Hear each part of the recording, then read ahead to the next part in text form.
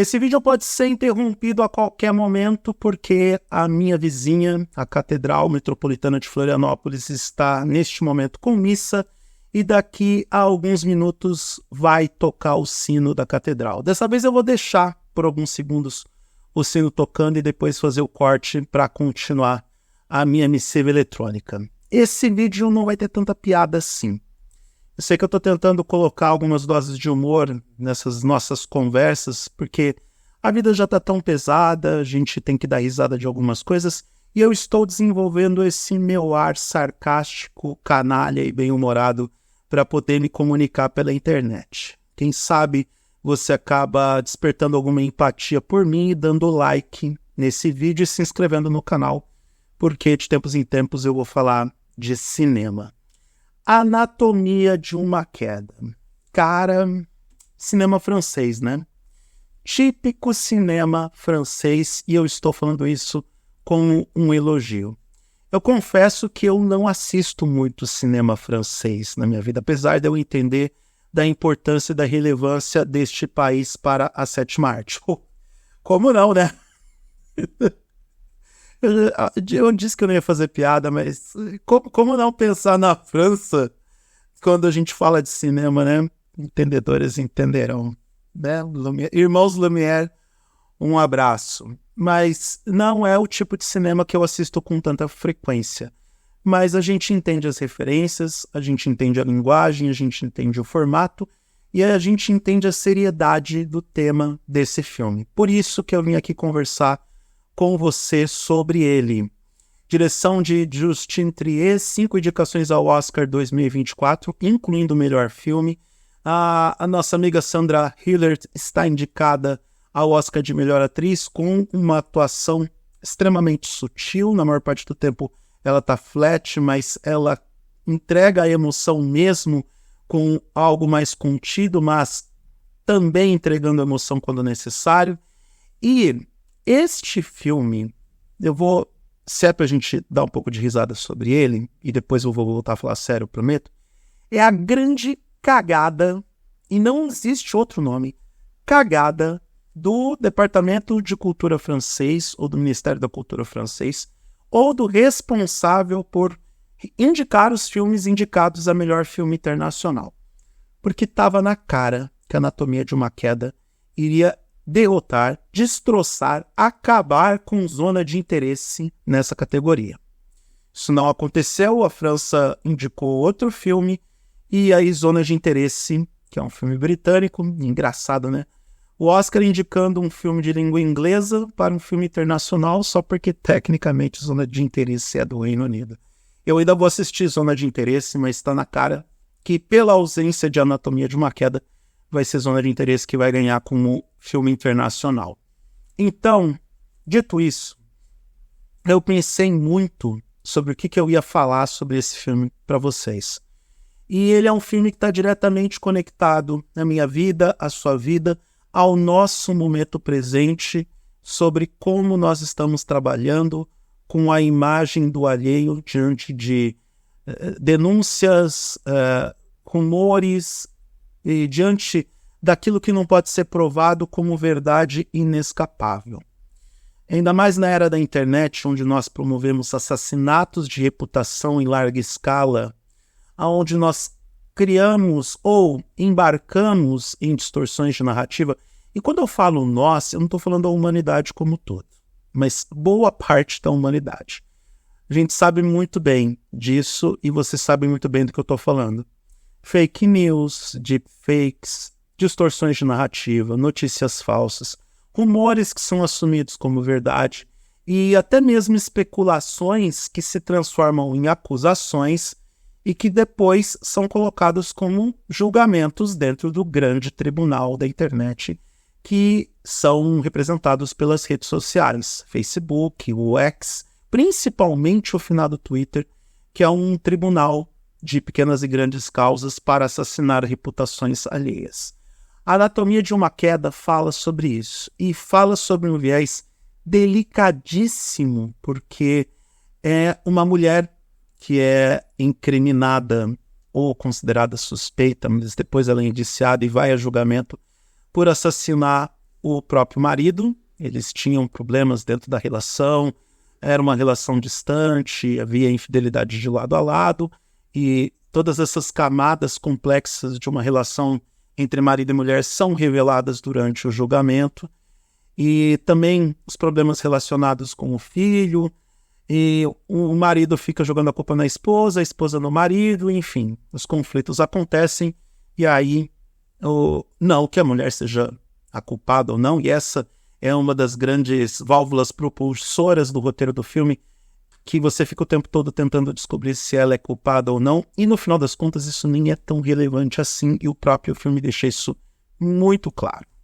O mote principal de Anatomia de uma Queda é justamente essa propensão que o ser humano tem e que desenvolveu nas últimas décadas, principalmente agora que nós temos a internet e as redes sociais, em promover assassinatos de reputação.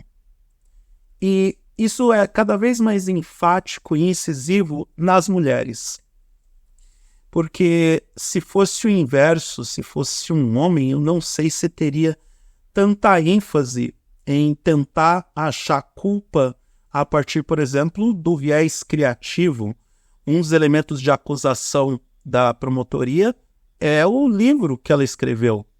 E aí isso não é spoiler, mas tem uma fala engraçada durante o julgamento, porque o promotor coloca que todos os indícios de que foi a esposa que assassinou o marido estão nas obras literárias dela. Aí o advogado de defesa vira e fala, bom, então quer dizer que a gente já pode considerar o Stephen King como um serial killer ou um psicopata? Então, a gente tomar como base as obras de ficção para determinar o perfil de uma pessoa. E aí, jornalistas, produtores de conteúdo, o grande público, anônimos, a sua tia que é a administradora do grupo do Zap Zap e várias outras pessoas que a gente conhece tomam como livre iniciativa a ideia de colocar na cruz as pessoas que a gente não tem como provar que elas são culpadas dos crimes que elas supostamente cometeram, se é que cometeram. Então, a Anatomia de uma Queda faz esse lembrete para todo mundo. E isso porque é um roteiro original, não é baseado num livro, não é baseado em uma obra, foi tudo criação dos roteiristas, um filme impecavelmente dirigido pela Justine Triet, um filme muito bem editado, a edição dá ritmo para o filme, então fiquem de olho se a Anatomia de uma Queda vencer como melhor edição ou melhor montagem, como queira. E aí a gente para pensar, depois que assiste tudo isso, que nós realmente estamos numa era onde não só nós nos tornamos coletivos divididos, nos tornamos pessoas impacientes, intolerantes, passamos a ser pessoas que... Isso coletivo, tá? Eu acho que individualmente cada um que se vire para mostrar do que é feito e mostre as suas características, o seu caráter, a sua personalidade. Mas, de um modo geral, o coletivo está muito propenso a distorcer narrativas e assumir narrativas distorcidas como verdades. Eu tenho como hábito dizer para algumas pessoas mais próximas que tudo na vida é construção, destruição e distorção de narrativa. Existem, obviamente, as 3 linhas narrativas em todo o cenário. O lado A, o lado B e a verdade. E a tendência é que um dos lados acabe distorcendo em relação ao outro. A vai distorcer a história de B e essa distorção é diferente da verdade. Então, em pleno 2024, um filme como Anatomia de uma Queda é necessário para que a gente faça essa reflexão sobre como nós estamos conduzindo a informação que nós recebemos, na verdade, recebendo, interpretando e conduzindo ao mundo, porque é uma rede de comunicação. Redes sociais são de comunicação e de transmissão e recepção de informação. A maioria das pessoas hoje se informa por uma rede social. Isso é fato. Ontem mesmo eu estava conversando com uma pessoa sobre a força que um jornalístico como o Jornal Nacional perdeu. E perdeu por ser uma narrativa às vezes pedante, perdeu por falar apenas com uma casta da sociedade, de não ter uma linguagem simples com um grande público e de às vezes relativizar algumas ideias bem erradas que algumas pessoas andaram desenvolvendo e executando em diversas esferas da sociedade. Então, é um filme difícil, é um filme complexo, é um roteiro muito bem feito, ao mesmo tempo um roteiro complexo, difícil de digerir, é uma história difícil de digerir, você tem que estar muito concentrado para assistir esse filme, não é para qualquer um, não é para gente burra, que me deixa feliz porque eu entendi o filme, e ao mesmo tempo deixa os seus recados muito claros e conectados com a nossa realidade de coletivo. E, de novo, é um filme que desperta a reflexão sobre como nós devemos conduzir essa ideia de receber as ideias pré-formatadas e não raciocinar sobre essas ideias e, a partir dessas informações que não apresentam todos os elementos reais para poder desenvolver uma discussão mais ampla ou para poder determinar uma avaliação exata sobre o que realmente aconteceu, as pessoas tendem a ou distorcer ainda mais a narrativa para vender ideias que ainda são distantes da realidade, ou para compartilhar aquilo que já vem mastigado e vomitado. Olha o sino. Eu falei que ia deixar o sino tocar. Ó, tá aí o sino da Catedral Metropolitana de Florianópolis.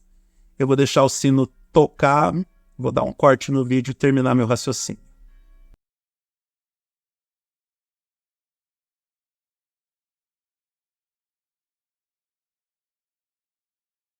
Então, como eu ia dizendo, antes de ser interrompido pela Catedral Metropolitana de Florianópolis, e até mesmo indo para os finalmente desse vídeo, Anatomia de uma Queda é um filme exigente, é um filme inteligente, é um roteiro muito bem desenvolvido, não é um filme fácil, não é um filme fácil de digerir o assassinato de reputação que acontece com a protagonista, mas é um filme, olha, ele é um filme muito satisfatório.